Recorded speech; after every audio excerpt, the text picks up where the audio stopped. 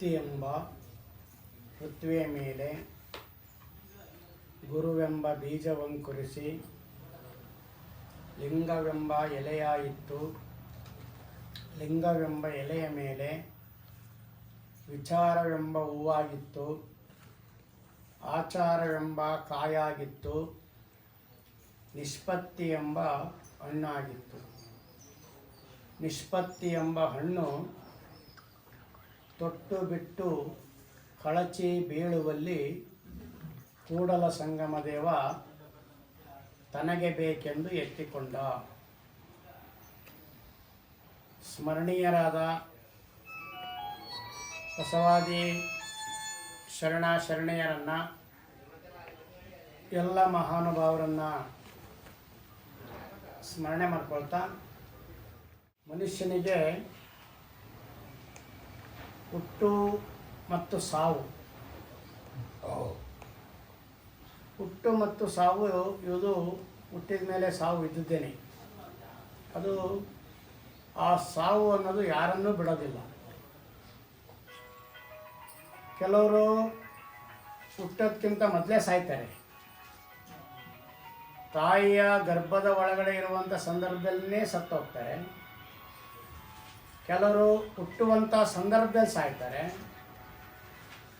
ಕೆಲವರು ಹುಟ್ಟಿದ ಮೇಲೆ ಸಾಯ್ತಾರೆ.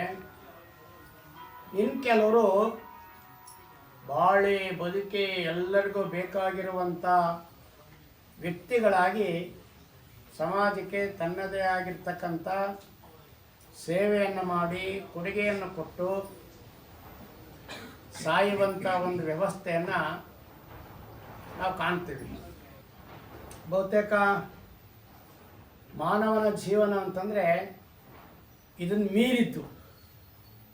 ಈ ಬದುಕು ಅನ್ನೋದಿದೆಯಲ್ಲ, ಈ ಬದುಕು ಅನ್ನೋದು ಬಹಳ ಆಪ್ಯಾಯಮಾನವಾಗಿರುವಂಥದ್ದು, ಅಷ್ಟೇ ಶ್ರೇಷ್ಠವಾಗಿರುವಂಥದ್ದು. ನೋಡಿ, ಪ್ರಾಣಿಗಳು ನಮ್ಮ ಹಾಗೆ ಬದುಕ್ತವೆ. ನಿಮ್ಮ ಮನೆಯಲ್ಲಿರುವಂಥ ದನಗಳಿದ್ದಾವೆ, ಆ ದನಗಳು ಕೂಡ ಬದುಕ್ತವೆ. ಊರಲ್ಲಿರುವಂಥ ನಾಯಿಗಳು ಬದುಕ್ತವೆ, ಅವು ಪ್ರಾಣಿನೇ. ದನಗಳು ಕೂಡ ಪ್ರಾಣಿನೇ, ಮನುಷ್ಯನು ಕೂಡ ಪ್ರಾಣಿನೇ ಇವನುವ. ಆದರೆ ಆ ಪ್ರಾಣಿಗಳಿಗಿಂತಲೂ ಇವನು ಹೇಗೆ ಭಿನ್ನ ಅನ್ನೋದನ್ನು ನಾವು ತಿಳ್ಕೋಬೇಕು. ನೋಡಿ, ದನಗಳು ಅವು ಊಟ ಮಾಡ್ತವೆ, ಊಟ ಮಾಡಲ್ವಾ? ತಿಂತಾವಲ್ಲ, ಊಟ ಮಾಡ್ತಾವ ತಾನೆ. ಅವು ಮೊಸರು ಕುಡಿತವೆ. ನೀವೇನೇನು ಕುಡಿತೀರೋ ನಿಮಗೆ ಗೊತ್ತದು ಬೇರೆ ವಿಚಾರ. ದನಗಳು ಮೇವು ತಿಂತವೆ, ಅವು ಮೊಸರು ಕುಡಿತವೆ, ನೀರು ಕುಡಿತವೆ, ಅವು ನಿದ್ದೆ ಮಾಡ್ತವೆ. ಮನುಷ್ಯನು ನಿದ್ದೆ ಮಾಡ್ತಾನೆ, ಮನುಷ್ಯನು ಊಟ ಮಾಡ್ತಾನೆ. ಅವು ಸಹ ಮಕ್ಕಳು ಮರಿ ಮಾಡ್ಕೊತವೆ, ಮಾಡ್ಕೊತಾನೆ. ಮನುಷ್ಯರು ಮಾಡ್ಕೊತಾರೆ, ಮನುಷ್ಯರು ಜಗಳ ಆಡ್ತಾರೆ. ದನಗಳು ಜಗಳ ಆಡಲ್ವಾ? ದನಗಳು ಜಗಳ ಆಡ್ತವೆ. ಅವು ಮಲಗಿದ್ದಾಗ ಹಲ್ಲು ತಿಕ್ಕೋದಿಲ್ಲ, ನೀವು ಹಲ್ಲು ತಿಕ್ತೀರಿ, ಅಷ್ಟೇ ವ್ಯತ್ಯಾಸ ಅಲ್ವಾ? ಹಲ್ಲು ಉಜ್ತೀರಲ್ಲ, ಅವು ಹಲ್ಲು ಉಜ್ಜೋದಿಲ್ಲ, ನೀವು ಹಲ್ಲು ಉಜ್ತೀರಿ. ನೋಡಿ, ಇಷ್ಟ ಮಧ್ಯದಲ್ಲಿ ಎಂಥ ವಿಶೇಷವಾಗಿರ್ತಕ್ಕಂಥ ಸ್ಥಾನ ಮನುಷ್ಯನಿಗಿದೆ ಅನ್ನೋದನ್ನು ನಾವು ತಿಳ್ಕೋಬೇಕು. ಮನುಷ್ಯನ ಜೀವನ ಅತ್ಯಂತ ಅಮೂಲ್ಯವಾಗಿರುವಂಥದ್ದು. ಕೆಲವರು ಇನ್ನೂ ಬದುಕುವಂಥ ಅವಕಾಶ ಇದ್ರೂ ಸಹ ಕೆಲವರು ವಿಷ ಕುಡಿದು ಸಾಯ್ತಾರೆ ಅಲ್ವಾ? ಆತ್ಮಹತ್ಯೆ ಮಾಡ್ಕೊತಾರೆ. ಇದನ್ನಕ್ಕಂತಾರಲ್ಲ, ಮೇಣಕ್ಕೆ ಸಾಯ್ತಾರೆ, ನೀರಿಗೆ ಬಿದ್ದು ಸಾಯ್ತಾರೆ, ಆ ರೈಲಿಗೆ ತಲೆ ಕೊಟ್ಟು ಸಾಯ್ತಾರೆ. ಆಮೇಲೆ ಸೀಮೆಣ್ಣೆನೋ ಪೆಟ್ರೋಲ್ ಹಾಕ್ಕೊಂಡು ಸುಟ್ಕೊಂಡು ಸಾಯ್ತಾರೆ. ಬಿಲ್ಡಿಂಗ್ ಮೇಲೆ ಕೆಳಗಡೆ ಬಿದ್ದು ಸಾಯ್ತಾರೆ. ಇವೆಲ್ಲ ಬಹುತೇಕ ನಿಮಗೆಲ್ಲ ಗೊತ್ತಿರೋ ಅಂಥವೆ. ಬದುಕುವಂಥ ಅವಧಿ ಇದ್ರೂ ಸಹ ಈ ಸಾಯುವಂಥ ಸ್ಥಿತಿ ಇದೆಯಲ್ಲ, ಇದು ನಿರ್ಮಾಣ ಆಗಬಾರ್ದು. ಯಾಕೆ ಅಂತಂದರೆ ಮಾನವನ ಜನ್ಮ ಭಾಳ ಪವಿತ್ರವಾಗಿರುವಂಥದ್ದು. ನಾವು ಯಾವಾಗಲೂ ಕೂಡ ಇರುವಂಥ ಅವಧಿಯೊಳಗೆ ಇದಕ್ಕೊಂದು ವಚನ ಹಾಕಿದ್ದಾರೆ ನೋಡ್ರಿ. ಲೇಸೆನಿಸಿಕೊಂಡು 5 ದಿನ ಬದುಕಿದರೇನು, 4 ದಿನ ಬದುಕಿದರೇನು, 3 ದಿನ ಬದುಕಿದರೇನು, 2 ದಿನ ಬದುಕಿದರೇನು, ಕೂಡಲ ಸಂಗನ ಶರಣದಲ್ಲಿ ಲೇಸೆನಿಸಿಕೊಂಡು 1 ದಿನ ಬದುಕಿದರೆ ಸಾಲದೆ. ಈಗ ಅವ್ರು ಹೇಳಿದ್ರಲ್ವ, ಇವರೆಲ್ಲ ನಮ್ಮ ಗುರುವನ್ನು ಹೇಳಿದವರೆಲ್ಲರೂ ಹೇಳಿದ್ರಲ್ವ, ಎಲ್ಲ ಸಂಸ್ಕಾರ ಸಂಸ್ಕಾರ ಸಂಸ್ಕಾರ ಅಂತ. ವಚನಗಳನ್ನ ಹೇಳ್ಕೊಳೋದು, ಪೂಜೆ ಮಾಡ್ಕೊಳೋದು ಸಂಸ್ಕಾರ. ನೋಡಿ, ಎಲ್ಲರಿಗೂ ಇಂಥ ಅವಕಾಶಗಳು ಸಿಗೋದಿಲ್ಲ. ಸಿಕ್ಕಿರೋ ಅವಕಾಶವನ್ನು ಕಳ್ಕೋಬಾರ್ದು, ಸಿಕ್ಕಿರೋ ಅವಕಾಶವನ್ನು ಕಳ್ಕೋಬಾರ್ದು. ಗಾಳಿ ಬಿಟ್ಟಾಗ ತೂರಿಕೊಳ್ಳಿರಯ್ಯ, ಗಾಳಿ ನಿನ್ನಾಧೀನವಲ್ಲ ನೋಡಯ್ಯ, ನಾಳೆ ತೂರಿ ಹೆಣಂದಡೆ ಇಲ್ಲವಯ್ಯ. ಕೂಡಲ ಸಂಗಮ, ಯಾವಾಗ ಈ ಗಾಳಿ, ಇದೊಂದು ದೇಹ, ಹೊರಗಡೆ ಗಾಳಿ ಬೀಸ್ತಾ ಇದೆ ಅಲ್ವಾ, ಇಲ್ಲಿ ಗಾಳಿ ಇದೆ ಅಲ್ವಾ, ನಾ ಗಾಳಿ ಇದ್ರೇ ಮಾತಾಡೋದು. ಗಾಳಿ ಇದ್ರೆ ಶಿವ, ಗಾಳಿ ನಿಂತ ತಕ್ಷಣನೇ ಶವ, ಒಂದೇ ಅಕ್ಷರ ಬದಲಾವಣೆ. ಗಾಳಿ ಇದ್ರೆ ಶಿವ, ಗಾಳಿ ನಿಂತ ತಕ್ಷಣನೇ ಶವ, ಒಂದೇ ಅಕ್ಷರ. ಆ ಶವ ಆಗೋದ್ಕಿಂತ ಮೊದಲು ನಾವೇನಾದ್ರೂ ಒಳ್ಳೆಯದನ್ನು ಮಾಡಲಿಕ್ಕೆ ಸಾಧ್ಯತೆ ಇದೆಯಾ? ನಾವು ಬೇರೆಯವ್ರಿಗೆ ಕೆಟ್ಟದನ್ನು ಮಾಡೋದು ಬೇಡ. ನಿಮ್ಮ ಸುಮ್ಮನೆ ತಟಸ್ಥವಾಗಿದ್ರೆ ಸುಮ್ಮನೆ ಇದ್ರಿದೆಯಲ್ಲ, ಅದಕ್ಕಿಂತ ದೊಡ್ಡ ಸಾಹಸ ಮತ್ತೊಂದಿಲ್ಲ. ನಾವು ಏನು ಮಾಡ್ತೀವಿ ಅಂತಂದರೆ, ಅಕ್ಕಪಕ್ಕದ ಮನೆ, ಎದುರಿ ಮನೆ, ಹಿಂದ್ಗಡೆ ಮನೆ, ಇವರೆಲ್ಲ ಅವ್ರಂಗೆ ಇವ್ರು ಹಿಂಗೆ, ಇವ್ರಂಗೆ ಅವ್ರಿಂಗೆ ಅಂತ ಬರೀ ಬೇರೆ ಮನೆ ಸುದ್ದಿ ಮಾತಾಡ್ಕೊಂಡೆ ನಾವು ಕಾಲ ಕಳಿತೀವಿ. ನಾವೇನಾಗಿದ್ದೀವಿ ಅಂತ ನಾವು ಯಾರು ಆತ್ಮ ವಿಮರ್ಶೆ ಮಾಡ್ಕೊಳ್ಳೋದಿಲ್ಲ. ನಾವು ಬರೀ ಬೇರೆ ಸುದ್ದಿನೇ. ಒಂದು ತೆಂಗಿನ ಮರ ಇದೆ, ಆ ತೆಂಗಿನ ಮರ ಬೆಳ್ದಂಗೆ ಆ ಮಟ್ಟೆ ಬೀಳುತ್ತಲ್ಲ, ತನ್ನ ಕುರುಹನ್ನು ಬಿಟ್ಟು ಬೀಳುತ್ತಲ್ವ, ಅದು ಬೀಳುತ್ತಾ? ಮತ್ತೆ ಮನುಷ್ಯನಾಗಿ ಹುಟ್ಟಿದ ಮೇಲೆ ಅದು ಒಂದು 50 ವರ್ಷನೋ 60 ವರ್ಷನೋ 70 ವರ್ಷನೋ ಇರ್ಬೋದೇನೆ ಇದ್ರೆ, ಅದ್ರ ಮೇಲೆ ಇರೋಕ್ಕಾಗಲ್ಲಲ್ವ. ಮನುಷ್ಯ ಒಂದು 50 60 ವರ್ಷ 70 ವರ್ಷ ಇರ್ತಾನಲ್ಲ, ಅವನೇನಾದ್ರೂ ಕುರುಹು ಬಿಟ್ಟು ಹೋಗ್ತಾನ? ಒಳ್ಳೆಯವನಾಗಿ ಹೋಗ್ಬೇಕಲ್ವಾ. ನೋಡಿ, ಸಾಯುವಂಥದ್ರಲ್ಲಿ 2 ವಿಧಾನ ಇರುತ್ತೆ. ಜನರ ಹೃದಯವನ್ನು ಗೆದ್ದು ಸಾಯೋದಿದೆಯಲ್ಲ, ಅದೇ ಸ್ವರ್ಗ, ಬೇರೆ ಅಲ್ಲ. ಯಾರಾದರೂ ಒಬ್ಬ ಊರಿನಲ್ಲಿ ಒಳ್ಳೆ ವ್ಯಕ್ತಿ ಇರ್ತಾನೆ, ಊರಿಗೆ ಒಳ್ಳೇದು ಮಾಡಿರ್ತಾನೆ, ಸಮಾಜಕ್ಕೆ ಒಳ್ಳೇದು ಮಾಡಿರ್ತಾನೆ,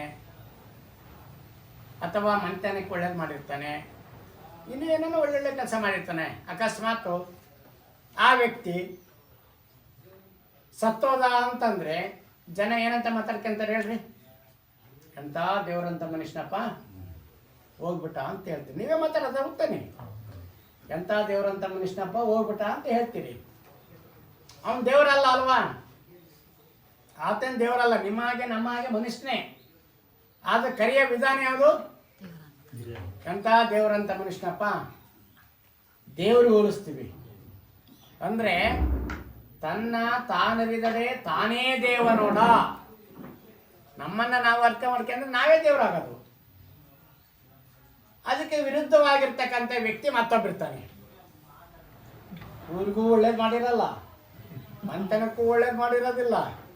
ಎಲ್ಲಿ ನೋಡಿದ್ರೆ ಬರೀ ಕೆಟ್ಟದ್ದು ಮಾತಾಡೋದು, ಕೆಟ್ಟದ್ದು ನೋಡೋದು, ಅಥವಾ ಇನ್ನೊಂದು ಕಿರುಕುಳ ಕೊಡೋದು, ಅನ್ಯಾಯ ಮಾಡೋದು, ಅದೇನೇ ಕೆಲಸ ಮಾಡ್ತಿರ್ತಾನೆ. ಅವನೆಲ್ಲಾರು ಒಂದು 50 ವರ್ಷನೇ 70 ವರ್ಷನೇ 80 ವರ್ಷನೇ ಬದುಕಿದ್ದ ಅಂತ ಹೇಳ್ಕೊಳ್ರಿ. 80 ವರ್ಷ ಆದಮೇಲೆ ಅವನು ಸಾಯ್ತಾನೆ. ಅವಾಗ ಏನಂತ ಹೇಳ್ತೀರಿ ನೀವು? ಆ ದೇವ್ರು ಇಷ್ಟು ವರ್ಷ ಯಾಕೆ ಬಿಟ್ಟಿದ್ದಲ್ಲಪ್ಪ ಅವನ್ನ ಅಂತ ಹೇಳ್ತೀರಿ ಅಲ್ವಾ? 2 ಶಬ್ದನೂ ಮಾತಾಡೋದು ಯಾರು? ನಾವೇನೆ. ಒಳ್ಳೇದು ಮಾಡಿದರೆ ದೇವ್ರಂತ ಮನುಷ್ಯ ಅಂತ ಕರಿತೀವಿ. ಕೆಟ್ಟದ್ದು ಮಾಡಿದ ತಕ್ಷಣನೇ ಆ ದೇವರು ಇಷ್ಟು ವರ್ಷ ಬಿಟ್ಟಿದ್ದ, ಇನ್ನೂ ಯಾಕೆ ಬಿಟ್ಟಿದ್ದಪ್ಪ ಇವನ್ನ ಅಂತ ಅಂತೀವಿ. ನಮ್ಮ ನಡೆ ಇವನು ಹೋಗ್ಲಿಲ್ವಲ್ಲ, ಅವನು ಸಾಯ್ದಲೇ ಇದ್ರು ಇವನು ಸಾಯಿಸೋಂಥ ಜನ ಅದಾರ ನಾವು ಅಲ್ವಾ? ಅವನಲ್ಲಿ ಬೇರೆಯವರೆಲ್ಲರೂ ಸಾಯ್ತಿದ್ರು, ಅವನು ಸಾಯ್ದಲೇ ಇದ್ರೆ ಬೇರೆ ಬೇರೆಯವ್ರು ಒಳ್ಳೊಳ್ಳೆಲ್ಲ ಹೋದ್ರು, ಇವನು ಮಾತ್ರ ಇನ್ನೂ ಇದನ್ನಲ್ಲ ಅಂತ ಅಂತೀವಿ. ಅಂದ್ರೆ ಅದು ಅರ್ಥ ಏನು? ಎಲ್ಲರ ದೃಷ್ಟಿಯಲ್ಲಿ ಅವನು ಕೆಟ್ಟವನು, ಅವನ ವರ್ತನೆ ಕೆಟ್ಟದ್ದಿದೆ, ಅವನ ಮಾತು ಕೆಟ್ಟದ್ದಿದೆ, ಅವನ ನಡವಳಿಕೆ ಕೆಟ್ಟದ್ದಿದೆ, ಅವನು ಹೋಗುವ ದಾರಿ ಸರಿ ಇಲ್ಲ. ಇವನ್ನೆಲ್ಲವನ್ನ ನೋಡ್ಕೊಂಡು ಯಾರು ಸರ್ಟಿಫಿಕೇಟ್ ಕೊಡಬೇಕಿಲ್ಲ, ಜನನೇ ಕೊಟ್ಟಿರ್ತಾರೆ ಇವನು ಕೆಟ್ಟನು ಅಂತ ಅಲ್ವಾ. ಹಾಗಾಗಿ ಲೇಸೆನಿಸಿಕೊಂಡು ಒಂದು ದಿನ ಕೂಡಲ ಸಂಗನ ಶರಣರಲ್ಲಿ ಲೇಸೆನಿಸಿಕೊಂಡು ಒಂದು ದಿನ ಬದುಕಿದರೆ ಸಾಲದೆ. ಈ ಕತ್ತಿಗೆ ವಯಸ್ಸಾಯ್ತೆ ಅಂತಾರಲ್ಲ, ಇವನಿಗೇನು ಕತ್ತಿಗೆ ವಯಸ್ಸಾಯ್ತೆ ಇನ್ನೂ ಬುದ್ಧಿ ಬರಲಿಲ್ಲ ಅಂತಾರೆ. ಕತ್ತೆ ಹೆಂಗೆ ದುಡ್ದು ಹೆಂಗಾಗಿದೆ ನೋಡು ಅಂತಾರೆ. ಯಾವುದು ಹೋಲಿಸ್ತಾರೆ? ಕತ್ತಿ ಹೋಲಿಸ್ತಾರೆ. ಬೇಡ ಬಿಡಪ್ಪ. ನೋಡಿ ಎಷ್ಟು ಮನುಷ್ಯನನ್ನು ಹೆಂಗೆ ಹೋಲಿಸ್ತಾರೆ ಅಂತಂದರೆ, ಈಗೆಲ್ಲರೂ ಇಲ್ಲಿದ್ದು ಇನ್ನೂ ಸ್ವಲ್ಪ ಹೊತ್ತು ಅಲ್ಲೆಲ್ಲರೂ ಓಡಾಡ್ಕೊಂಡು ಆ ಕಡೆ ಎಲ್ಲರೂ ಓಡಾಡ್ಕೊಂಡು ಗೇರ್ ಮಾರ್ಕ್ ಹೋಗಿ ಅಥವಾ ಇನ್ನೊಂದು ಯಾರೋ ಊರಿಗೆ ಹೋಗಿ ಓಡಾಡ್ಕೊತಿದ್ರೆ ಅವನೇನಂತಾರೆ, ಇವನೇನೋ ಒಳ್ಳೆ ನಾಯಿ ತಿರುದಂಗೆ ತಿರುಗ್ತಾನೆ ಅಂತಾರೆ. ಯಾವುದು ಹೋಲಿಸ್ತಾರೆ? ನಿಜನಾ ಇದು? ನಾಯಿ ಹೋಲಿಸ್ತಾರೆ ತಾನೆ. ಆಯಿತು, ಜನ ಎಲ್ಲ ನನ್ನನ್ನು ನಾಯಿ ಹೋಲಿಸ್ತಾರೆ, ನಾನು ಯಾಕೆ ನಾಯಿ ಆಗಿರ್ಬೇಕಪ್ಪ ಅಂತೇಳಿ ಸುಮ್ಮನೆ ಅವನ ಕೆಲಸ ಅವ್ನು ಮಾಡ್ಕೊಂತ ಅವನ ತೋಟನೋ ಹೊಲನೋ ಗದ್ದೆನೋ ನೋಡ್ಕೊಂತ ಅವನ ಕೆಲಸ ಮಾಡ್ಕೊಂತ ಇದ್ದರೆ ಅವನೇನಂತಾರೆ, ಇವನೇನೋ ಕತ್ತೆ ದುಡ್ದಂಗೆ ದುಡಿತಾನೆ ಅಂತ ಕತ್ತೆ ಹೋಲಿಸ್ತಾರೆ ಅಲ್ವಾ. ಓಡಾಡಿದರೆ ನಾಯಿ ಹೋಲಿಸ್ತಾರೆ ಕಣಪ್ಪ, ಕೆಲಸ ಮಾಡಿದರೆ ಕತ್ತೆ ಹೋಲಿಸ್ತಾರೆ ಅಂತೇಳಿ ಸುಮ್ಮನೆ ಹಿಂಗೆ ಕಾಲಂ ನಂತರ ಮನೆಯಲ್ಲಿ ಊಟ ರೆಡಿ ಮಾಡಿರ್ತಾರಲ್ಲ, ಮದುವೆನೋ ಸ್ಥಿತಿನೋ ಆರಾಧನೆನೋ ಗೃಹ ಪ್ರವೇಶನೋ ನಾಮಕರಣನೋ ಎಲ್ಲೆಲ್ಲಿ ಇರ್ತಾವೆ ಅಲ್ಲೆಲ್ಲ ಶಿಸ್ತಾಗಿ ಊಟ ಮಾಡ್ಕೊಂತ ಹೊಡ್ತಾ ಇದ್ದರೆ ಇವನೇನೋ ಎಲ್ಲತ್ತಲ್ಲಿ ಒಬ್ಬರೇ ಹಂದಿ ತಿಂದಂಗೆ ತಿಂತಾನೆ ಅಂತ ಹಂದಿ ಹೋಲಿಸ್ತಾರೆ. ಇದು ನಿಜನಾ? ಊಟ ಮಾಡಿದರೆ ಹಂದಿ ಹೋಲಿಸ್ತಾರೆ, ಕೆಲಸ ಮಾಡಿದರೆ ಕತ್ತಿ ಹೋಲಿಸ್ತಾರೆ, ಓಡಾಡಿದ್ರೆ ನಾಯಿ ಹೋಲಿಸ್ತಾರೆ. ಮತ್ತೆ ನಿಮ್ಮನ್ನು ಮನುಷ್ಯ ಅಂತ ಪರಿಗಣಿಸೋದೆಲ್ಲಿ ಅಲ್ವಾ. ಹಾಗಾಗಿ ಯಾಕೆ ಮನುಷ್ಯನನ್ನ ಕತ್ತೆ ಅಂತ ಅಂತಾರೆ, ನಾಯಿ ಅಂತ ನಾಯಿ ಹೋಲಿಸ್ತಾರೆ, ಅಥವಾ ಹಂದಿ ಅಂತ ಹಂದಿ ಹೋಲಿಸ್ತಾರೆ ಅಂತಂದರೆ, ಹಂದಿಯ ಗುಣ ಮನುಷ್ಯನಲ್ಲಿದೆ, ನಾಯಿಯ ಗುಣ ಮನುಷ್ಯನಲ್ಲಿದೆ, ಕತ್ತೆ ಗುಣ ಮನುಷ್ಯನಲ್ಲಿದೆ, ಕ್ರೂರತ್ವ ಇರುತ್ತಲ್ಲ ಕ್ರೂರ ಗುಣ ಮನುಷ್ಯನಲ್ಲಿದೆ. ಇವೆಲ್ಲವೂ ಎಲ್ಲ ಪ್ರಾಣಿಗಳು ಇದ್ರೂ ಸಹ ಮನುಷ್ಯನಿಗೆ ಒಂದು ಜ್ಞಾನಶಕ್ತಿ ಅನ್ನೋದೊಂದಿದೆ. ಜ್ಞಾನಶಕ್ತಿಯ ಮುಂದೆ ಯಾವುದು ಮೇಲಲ್ಲ. ಎಲ್ಲದಕ್ಕೂ ಮೂಲ ಆಧಾರ ಯಾವುದು ಅಂದರೆ ಜ್ಞಾನ. ಆ ಜ್ಞಾನವನ್ನು ಸಂಪಾದನೆ ಮಾಡಬೇಕು. ಭೂಮಿ ನಿನ್ನದಲ್ಲ, ಹೇಮ ನಿನ್ನದಲ್ಲ, ಕಾಮಿನಿ ನಿನ್ನವಳಲ್ಲ, ಇವು ಜಗಕ್ಕಿಕ್ಕಿದ ವಿಧಿ. ನಿನ್ನೊಡವೆ ಎಂಬುದು ಜ್ಞಾನರತ್ನ. ಅಂತಪ್ಪ ದಿವ್ಯ ಜ್ಞಾನರತ್ನವ ನೀನು ಅಲಂಕರಿಸಿದೆಯಾದಡೆ ನಿನ್ನಿಂದ ಬಿಟ್ಟು ಸಿರಿವಂತರು ಯಾರೂ ಇಲ್ಲ. ಕುಹೇಶ್ವರ. ಯಾರು ಶ್ರೀಮಂತರಿಲ್ಲಿ? 100 ಎಕರೆ ತೋಟ ಇದ್ದಂಗೆ ಶ್ರೀಮಂತರಲ್ಲ, 100 ಕೋಟಿ ರೂಪಾಯಿ ದುಡ್ಡಿದ್ದಂಗೆ ಶ್ರೀಮಂತರಲ್ಲ. ಯಾರು ಶ್ರೀಮಂತರು? ಜ್ಞಾನವನ್ನು ಯಾರು ಸಂಪಾದನೆ ಮಾಡ್ಕೊಂಡಿರ್ತಾನೆ ಅವನು ಶ್ರೀಮಂತ. ನೋಡಿ, ನಿಮಗೆಲ್ಲ ಒಂದು ಹೆಸರು ಗೊತ್ತೈತೆ. ಸರ್ವಜ್ಞನ ಹೆಸರು ಯಾರು ಕೇಳಿಲ್ಲ? ಸರ್ವಜ್ಞನ ಹೆಸರು ಯಾರಿಗೂ ಗೊತ್ತಿಲ್ವಾ? ಗೊತ್ತಲ್ವಾ? ಎಲ್ಲರಿಗೂ ಗೊತ್ತೈತಾನೆ ಹೆಸರು, ಸರ್ವಜ್ಞನ ಹೆಸರು. ಅವನಿಗೆ ಅರ್ಧ ಎಕರೆ ಜಮೀನಿಲ್ಲ. ಇವೆಲ್ಲ ತಿಳ್ಕೋಬೇಕು ನೀವು. ಆ ಸರ್ವಜ್ಞನಿಗೆ ಜಮೀನೇ ಇಲ್ಲ, ಉಟ್ಕೊಳಕ್ಕೆ ಬಟ್ಟೆನೇ ಇಲ್ಲ. ಅವನೇನು ಈ ದೇಶದ ಪ್ರಧಾನಿನೂ ಆಗಿರಲಿಲ್ಲ, ಈ ರಾಜ್ಯದ ಮುಖ್ಯಮಂತ್ರಿನೂ ಆಗಿರಲಿಲ್ಲ. ಕನ್ನಡ ನಾಡಿನಲ್ಲಿ ಎಲ್ಲಾದ್ರೂ ಹೋಗ್ರಿ ಸರ್ವಜ್ಞನ ಹೆಸರನ್ನ ಯಾರು ಹೇಳಲ್ಲ? ಎಲ್ಲರೂ ಹೇಳ್ತಿರ್ತಾನೆ. ಅವನ ಅಧಿಕಾರದಿಂದ ಹೆಸರು ಗಳಿಸಿನ.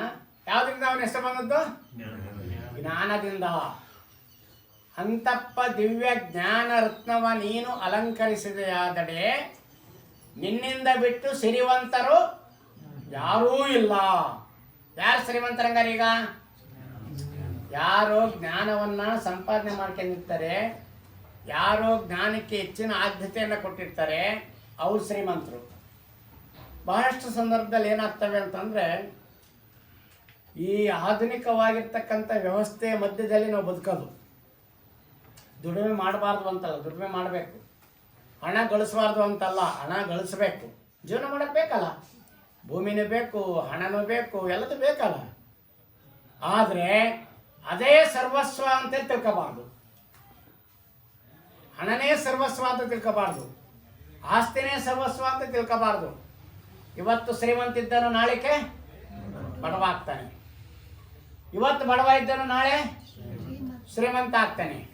ನೀವೇ ಮಾತಾಡ್ತಿರ್ತೀರಲ್ವಾ, ನಾವು ಕಣ್ಣಿನ ಕಾಣಂಗಿದ ಅವ್ನು ಹೆಂಗಿದ್ದಪ್ಪ, ನಾನು ಅರ್ಸಿಕರಿಗೆ ಹೋಗಿ 10 ರೂಪಾಯಿ ದುಡ್ಡು ಕೊಡ್ತಿದ್ದೆ, ಈಗ ನೋಡು ಅವ್ನು ಹೆಂಗಾಗಿದ್ದಾನೆ, ನೀವೇ ಮಾತಾಡ್ತಿರ್ತಾನೆ.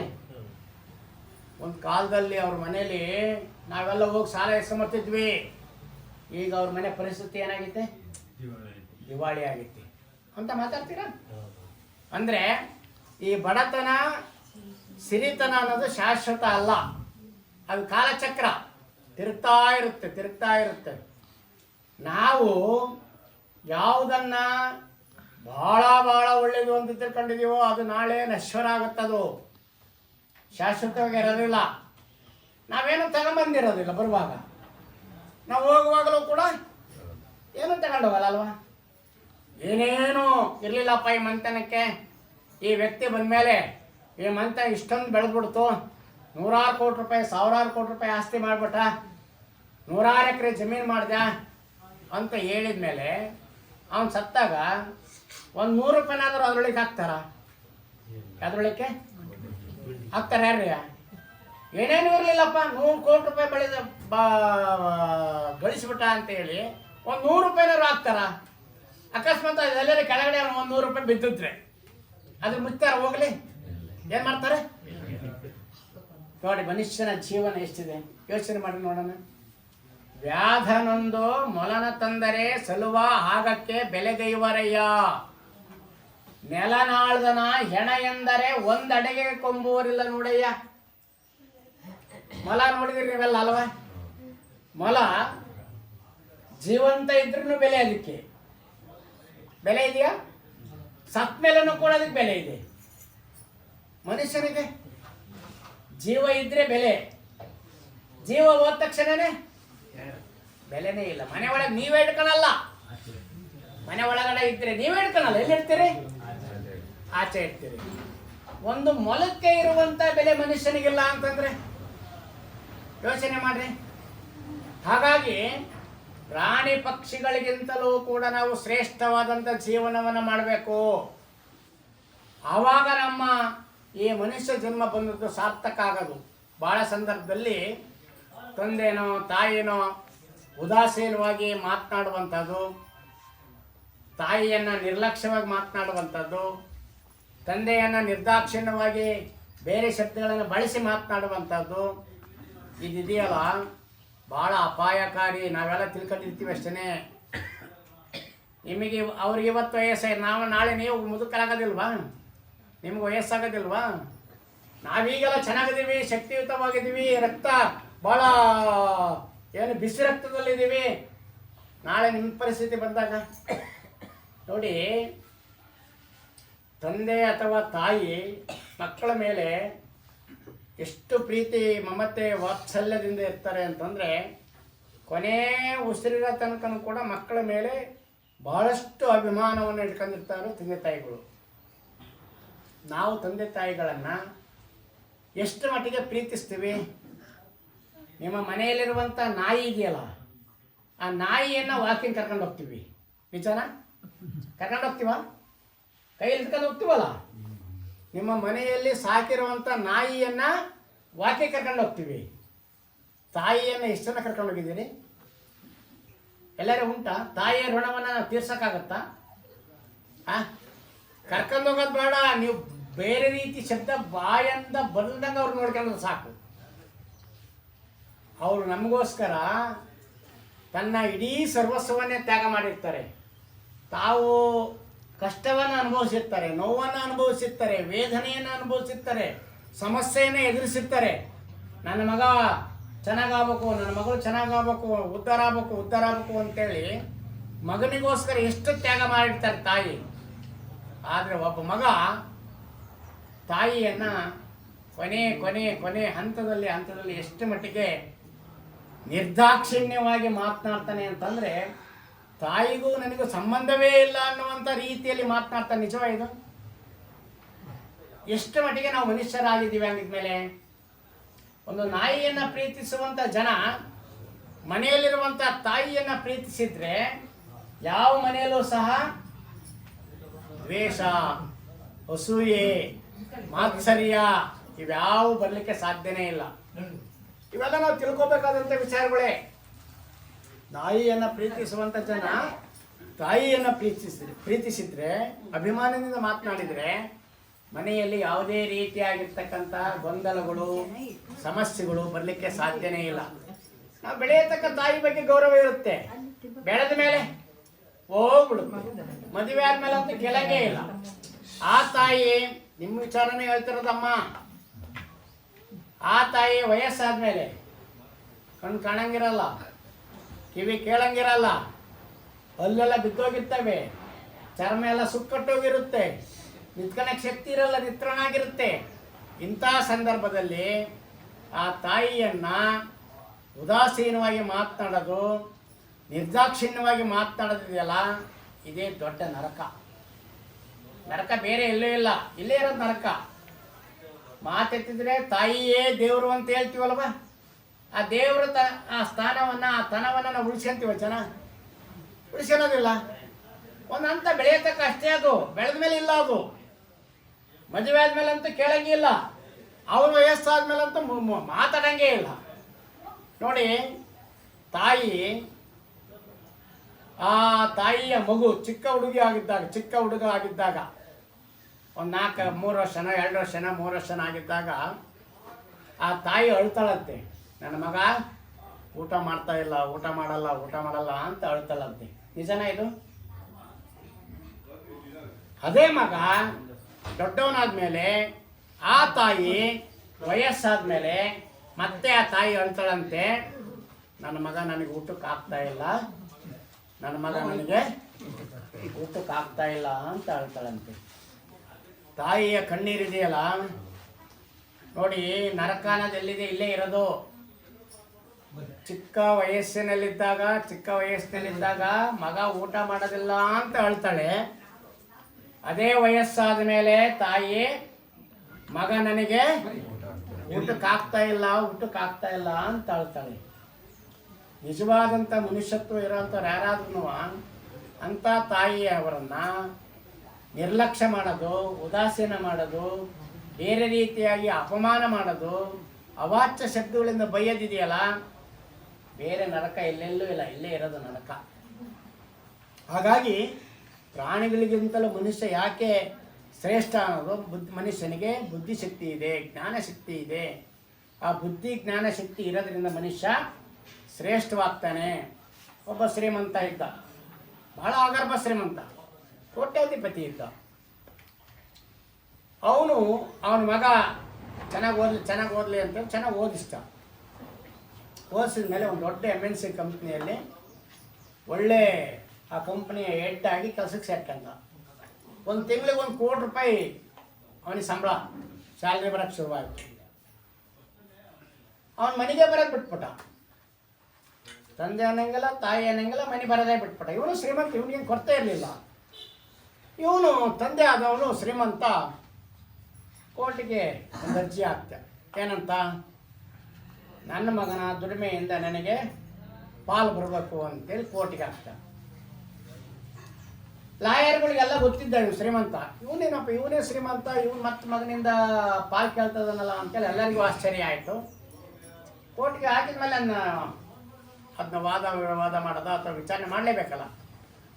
ಕೇಳಿದ್ರು, ಏನಪ್ಪ ನೀನೇ ಶ್ರೀಮಂತ ಇದೆಯಾ, ಮತ್ತೆ ನಿನ್ನ ಮಗನಿಂದ ಪಾಲು ಬರಬೇಕು ಅಂತೇಳಿ ಕೋರ್ಟಿಗೆ ಹಾಕಿದ್ಯಲ್ಲಪ್ಪ, ಹೆಂಗಿದು ಅಂತ ಕೇಳಿದರು. ಹೌದು ಸ್ವಾಮಿ, ನಾನು ಶ್ರೀಮಂತ ಅಂತ ನನಗೆ ಗೊತ್ತಿದೆ.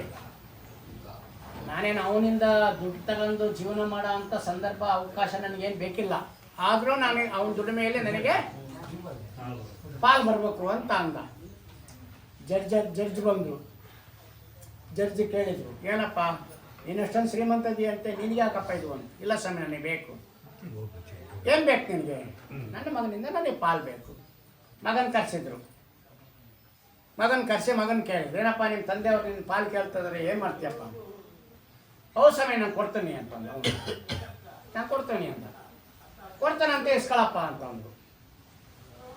ನೀನೇನು ನಿರೀಕ್ಷಣೆ ಮಾಡ್ತೀನಿ, ನಿನ್ನ ಮಗನಿಂದ ಎಷ್ಟು ಕೇಳ್ತಾ ಇದೆಯಪ್ಪ ನೀನು ಅಂತ ಅಂದು. ಈ ಶ್ರೀಮಂತ ತಂದೆ ಹೇಳ್ದ, ನನ್ನ ಮಗನಿಂದ ನನಗೆ ಬೇಕಾಗಿರೋದು ಕೇವಲ 100 ರೂಪಾಯಿ. ಎಷ್ಟು? 100 ರೂಪಾಯಿ ಅಷ್ಟೇ ಬೇಕು. ಆವಾಗ ಲಾಯರು ಜಡ್ಜ್ ಎಲ್ಲ ಮುಖ ನೋಡಿದ್ರು, 100 ರೂಪಾಯಿಗೋಸ್ಕರ ಕೋಟಿ ಬಂದನಲ್ಲಿ ಇವನು ಅಂತ. ಆಮೇಲೆ 100 ರೂಪಾಯಿ ಆಯಿತು ಅಂತೇಳಿ ಜಡ್ಜು, ನೀನು 100 ರೂಪಾಯಿ ಕೊಡಪ್ಪ ಅಂತ ಹೇಳಿದ್ರು. ಆವಾಗ ಶ್ರೀಮಂತ ಹೇಳ್ದ, ನೋಡಿ ಸ್ವಾಮಿ, ನನಗೆ 100 ರೂಪಾಯಿ ಕೊಡೋದಾದರೆ ಪೋಸ್ಟ್ ಮಾಡೋಂಗಿಲ್ಲ, ಅಕೌಂಟ್ಗೆ ಹಾಕೋಂಗಿಲ್ಲ, ಇವೆಂಥವು ಫೋನಲ್ಲಿ ಬಂದವಲ್ಲ ATM ಎಲ್ಲ ಎಂಥವು ಫೋನ್ಪೇ ಗೂಗಲ್ ಪೇ ಅಂತೇನೇ ಇದಾವಲ್ಲ, ಅದಕ್ಕೆ ಹಾಕೋಂಗಿಲ್ಲ. ನೇರವಾಗಿ ಪ್ರತಿ ತಿಂಗಳು ಮೊದಲನೇ ದಿವಸ ಅವನು ಬಂದು ನನಗೆ ಅವನೇ ನೇರವಾಗಿ ದುಡ್ಡು ಕೊಟ್ಟು ಹೋಗ್ಬೇಕು ಅಂತ ಹೇಳಿದ ತಂದೆ. ಆವಾಗ ಇವರು ಜಡ್ಜ್ ಯೋಚನೆ ಮಾಡಿದ್ರಲ್ಲ, 100 ರೂಪಾಯಿಗೆಲ್ಲ ಏನಿದು ಅಂತೇಳಿ ಯೋಚನೆ ಮಾಡಿದರು. ಕೊನೆಗೆ ಆಯಿತು ಅಂತೇಳಿ ಆ ಶ್ರೀಮಂತನ ಕೇಳಿದರು, ಅಲ್ಲಪ್ಪ 100 ರೂಪಾಯಿ ನಿನಗೆ ಬೇಕಾಗಿರೋದು, ಅವನು ದೊಡ್ಡ ಕೆಲಸದಲ್ಲದಾನೆ, ಅವನೆಲ್ಲ ಅವ್ನಿಗೆ ಒತ್ತಡಗಳು ಭಾಳ ಇರ್ತವೆ, ನೀನು ಅದು ಯಾಕೆ ಹೆಂಗೆ ಮಾಡ್ತೀಯಪ್ಪ ಅಂತ ಕೇಳಿದ ಜಡ್ಜು. ನೋಡಿ ಸ್ವಾಮಿ, ನನಗೆ 100 ರೂಪಾಯಿ ದೊಡ್ಡದಲ್ಲ, ನನಗೆ 100 ರೂಪಾಯಿ ಮುಖ್ಯನೂ ಅಲ್ಲ, ಆದರೆ ಕೊನೆ ಪಕ್ಷ ಆ 100 ರೂಪಾಯಿ ಕೊಡೋಕ್ಕಾದ್ರೂ ನನ್ನ ಮಗ ಬಂದೋಗ್ಲಿ ನನ್ನ ಮನೆಗೆ ಏನೋ ಉದ್ದೇಶ ಬಿಟ್ಟರೆ ಇದ್ರಿಗೆ ಏನೇನೂ ಇಲ್ಲ ಅಂತ ಹೇಳ್ದತ್ತ ಅವ್ರ ಶ್ರೀಮಂತ. ಆವಾಗ ಆ ಜಡ್ಜು ಆದೇಶ ಮಾಡೋದನ್ನು ನಿಲ್ಲಿಸಿ 2 ದಿವಸ ರಜೆ ಹಾಕಿ ಅವ್ರ ಊರಿಗೆ ಹೋಗಿ ಅವ್ರ ತಂದೆ ತಾಯಿನೆಲ್ಲ ಮಾತಾಡ್ಸ್ಕೊಂಡು ಕೊನೆಗೆ 2 ದಿವಸ ಆದಮೇಲೆ ಬಂದು ಆದೇಶ ಮಾಡ್ದ. ಏನಂತ ಆದೇಶ ಮಾಡ್ದ? ಮಗನಿಗೆ, ನೋಡಪ್ಪ, ನೀನು ಪ್ರತಿ ತಿಂಗಳು 100 ರೂಪಾಯಿಯನ್ನು ನೀನೇ ನೇರವಾಗಿ ಕೊಡಬೇಕು, ಇದು ಕೋರ್ಟ್ ಆರ್ಡರ್ ಅಂತೇಳಿ ಡಿಕ್ಲೇರ್ ಮಾಡಿದೆ. ಅಲ್ಲಿದ್ದ ಲಾಯರ್ ಕೇಳಿದ್ರು, ಅಲ್ಲ ಸ್ವಾಮಿ, ಇದೇ ಮಾತನ್ನು ಮೊನ್ನೆನೇ ಹೇಳಿದ್ರು, 2 ದಿವಸದಿಂದೇನೆ ಹೇಳಿದ್ರು, ಮುಗಿದೋಗಿತ್ತಲ್ಲ, ಮತ್ತೆ ಯಾಕೆ 2 ದಿವಸ ತಗೊಂಡ್ರಿ ಅಂತ ಅಂದರು. ಅದಕ್ಕೆ ನ್ಯಾಯಾಧೀಶರು ಜಡ್ಜ್ ಹೇಳಿದರು, ನಾನು ಊರು ಬಿಟ್ಟು 4-5 ವರ್ಷ ಆಗಿತ್ತು, ನನಗೆ ಈ ಆದೇಶ ಕೊಡುವಂಥ ನೈತಿಕತೆ ಇರಲಿಲ್ಲ. ಆ ಉದ್ದೇಶಕ್ಕೋಸ್ಕರವಾಗಿ ಈ ವ್ಯಕ್ತಿಯಿಂದ ನನಗೆ ಜ್ಞಾನೋದಯ ಆಯಿತು. ನಾವು ಎಷ್ಟೇ ಓದಿದ್ರು ಕೂಡ ತಂದೆ ತಾಯಿಯನ್ನು ನಾವು ಯಾರು ಕೂಡ ಮರಿಬಾರ್ದು.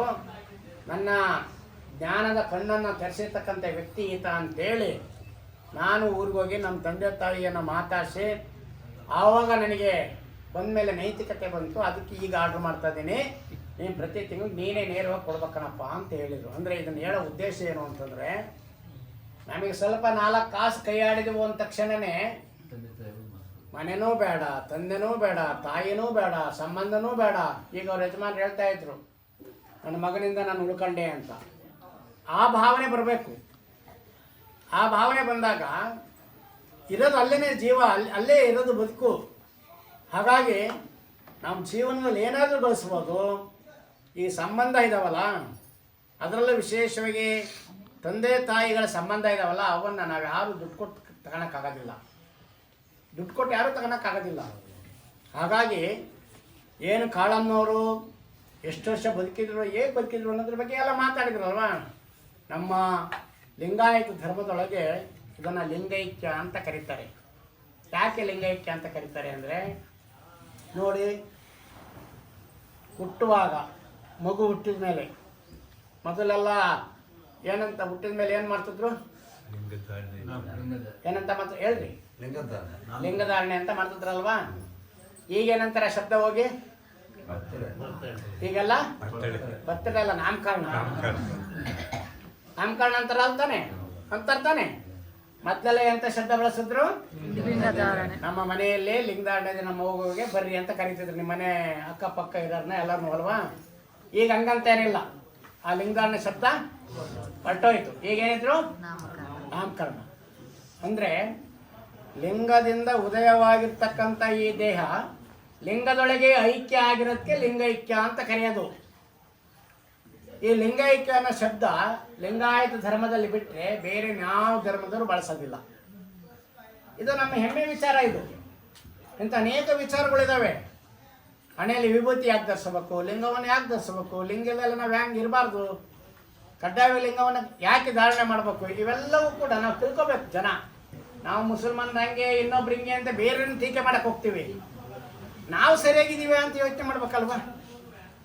ನಮ್ಮವೇ ನೂರಾರು ಉಳುಕೊಂಡು ಇಟ್ಕೊಂಡು ಬೇರೆಯವ್ರನ್ನ ಟೀಕೆ ಮಾಡೋದು, ಬೇರೆಯವ್ರನ್ನ ಹಂಗಿಸೋದು, ಇವನ್ನೆಲ್ಲ ಬಿಟ್ಟರೆ ನಿಜವಾದಂಥ ಮನುಷ್ಯರು ನಾವೇನೇ. ಹಾಗಾಗಿ ಲಿಂಗದಿಂದ ಉದಯವಾದಂಥ ಈ ಶರೀರ ಲಿಂಗದೊಡನೆ ಐಕ್ಯವಾಗೋದಕ್ಕೆ ಲಿಂಗೈಕ್ಯ ಅಂತ ಕರೀತಾರೆ. ನೋಡಿ, ನೀವೆಲ್ಲ ನೋಡಿದ್ದೀರಲ್ವಾ, ಲಿಂಗ ಇಲ್ದರೆ ಯಾರಾದರೂ ಅಂತ್ಯ ಸಂಸ್ಕಾರ ಮಾಡ್ತಾರ? ನಾಮಕರಣ ಮಾಡಕ್ಕೂ ಲಿಂಗ ಬೇಕು, ಐಕ್ಯ ಆದ್ಮೇಲೂ ಕೂಡ ಲಿಂಗ ಬೇಕು. ಅಂದರೆ ನಮ್ಮ ಹುಟ್ಟಿನಿಂದ ಹಿಡಿದು ಸಾಯೋ ತನಕನೂ ಎಲ್ಲ ಕ್ರಿಯೆಗಳಲ್ಲಿ, ಎಲ್ಲ ಕಾರ್ಯಕ್ರಮಗಳಲ್ಲಿ ಲಿಂಗ ಮುಖ್ಯವಾಗಿ ಬೇಕಾಗಿರ್ತಕ್ಕಂಥದ್ದು. ಈಗ ನಾವೇ ಮಾಡಿದ್ವಿ, ಜನ ಆ ಲಿಂಗವನ್ನೇ ಪೂರ್ತಿ ತಿರಸ್ಕಾರ ಮಾಡಿದ್ದೀವಿ, ನಿರ್ಲಕ್ಷ್ಯ ಮಾಡಿದ್ದೀವಿ, ಅದು ಬೇಕೇ ಇಲ್ಲ ಅನ್ನೋ ರೀತಿಯಲ್ಲಿ ಇದ್ದೀವಿ. ಹೀಗಿದ್ದಾಗ ನಮ್ಮ ಧರ್ಮವನ್ನು ಕಾಪಾಡ್ತಕ್ಕಂಥವ್ರು ಯಾರು? ನಮ್ಮ ಧರ್ಮವನ್ನು ಉಳಿಸ್ತಕ್ಕಂಥವ್ರು ಯಾರು?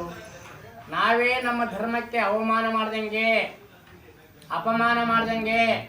ಹಾಗಾಗಿ ನಾವೇನು ಈಗ ಹೇಳಿದಲ್ಲ, ಯಾರ್ಯಾರೋ ಪೂಜೆ ಬಂದಂಥ ಸಂದರ್ಭದಲ್ಲಿ ನಿಮ್ಮ ಲಿಂಗ ಅವರು, ಅವ್ರ ಲಿಂಗ ನೀವು, ಯಾರು ಇಸ್ಕೊಂಡು ಬದಲಾವಣೆ ಮಾಡ್ಕೊಂಡ್ರಿ ಅಂತ, ಆ ರೀತಿಯಾದಂಥ ಕೆಲಸಗಳನ್ನು ಮಾಡಿದರೆ ನಿಮಗೆ ನೀವೇ ದ್ರೋಹ ಬರ್ದಂಗೆ. ಈ ಕೆಲಸವನ್ನು ಮಾಡಬಾರ್ದು. ಏನು ಹಿರಿಯರು ಹಾಕಿಕೊಟ್ಟಿರ್ತಕ್ಕಂಥ ಆ ಮಾರ್ಗ ಇದೆ, ಆ ಮಾರ್ಗದಲ್ಲಿ ನಾವೆಲ್ಲರೂ ಕೂಡ ನಡೆದ್ರೆ ಇಲ್ಲಿ ಶಾಂತಿ ಸಿಗುತ್ತೆ, ಸಮಾಧಾನ ಸಿಗುತ್ತೆ, ನೆಮ್ಮದಿ ಸಿಗುತ್ತೆ, ಆನಂದ ಸಿಗುತ್ತೆ. ಇವೆಲ್ಲವನ್ನು ಕೂಡ್ಕೊಂಡು ಸಂತೃಪ್ತಿಯಾಗಿರ್ತಕ್ಕಂಥ ಜೀವನವನ್ನು ನಡೆಸ್ತಕ್ಕಂಥ ಸಾರ್ಥಕ ನಮ್ಮದಾಗುತ್ತೆ.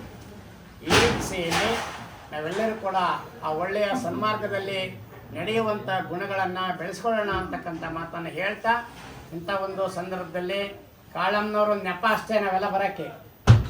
ಕಾಳಮ್ಮನವ್ರು ತೀರೋದ್ರು ಅಂತೇಳಿ ನಾವೆಲ್ಲ ಬರಲಿಕ್ಕೆ ಒಂದು ನೆಪ.